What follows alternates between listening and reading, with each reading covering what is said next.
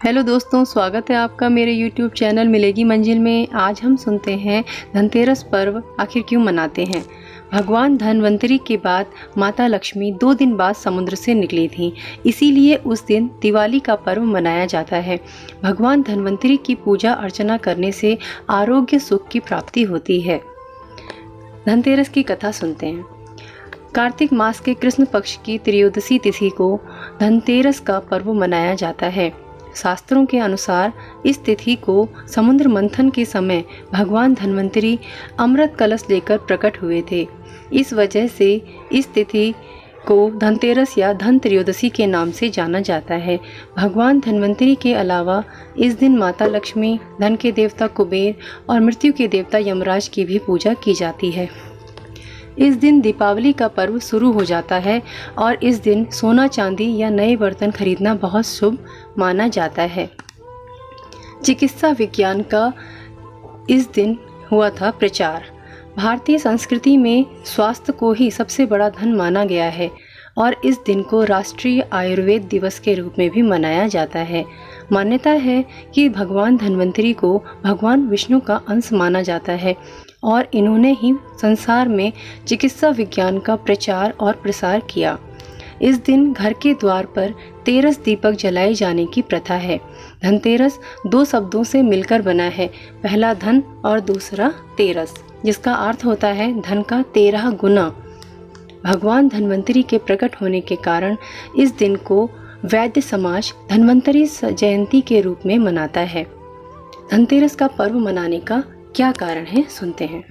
पौराणिक कथाओं के अनुसार समुद्र मंथन के दौरान भगवान धन्वंतरी हाथों में अमृत कलश लेकर प्रकट हुए थे।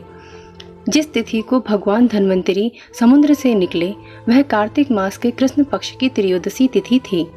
भगवान धन्वंतरी समुद्र से कलश लेकर प्रकट हुए थे, इसीलिए इस दिन बर्तन खरीदने की परंपरा चली आ रही है।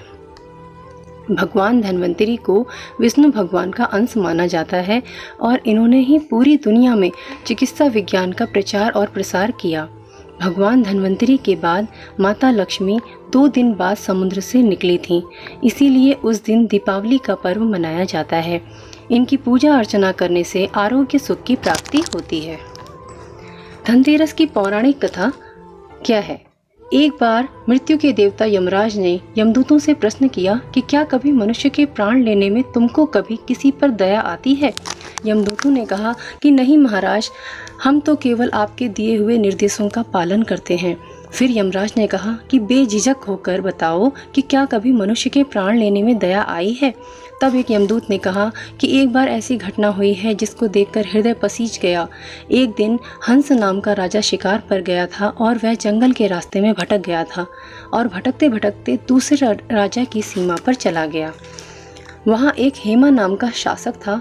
उसने पड़ोस के राजा का आदर सत्कार किया। उसी दिन राजा की पत्नी ने एक पुत्र को जन्म भी दिया। ज्योतिषियों ने ग्रह नक्षत्र के आधार पर बताया कि इस बालक की विवाह के 4 दिन बाद ही मृत्यु हो जाएगी।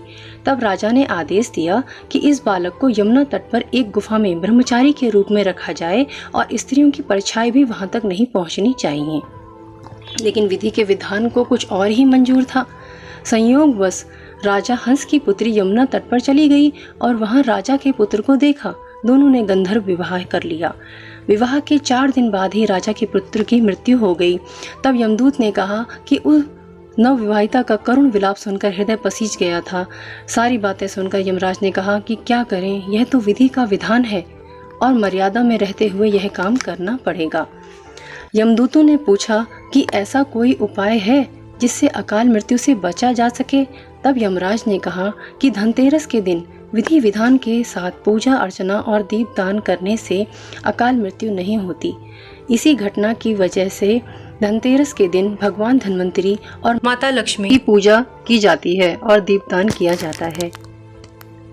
आप सभी को अगर ये वीडियो अच्छी लगी हो, ये कथा अच्छी लगी हो, तो प्लीज़ मेरे इस वीडियो को लाइक, शेयर एंड सब्सक्राइब करना मत भूलना। बेल आइकन को दबाना भी मत भूलना। आप सभी को धनतेरस की ढेर सारी शुभकामनाएं। आप सभी का सपोर्ट, साथ ऐसे ही मेरे साथ बना रहे। वीडियो देखने के लिए आप सभी का बहुत बहुत धन्यवाद।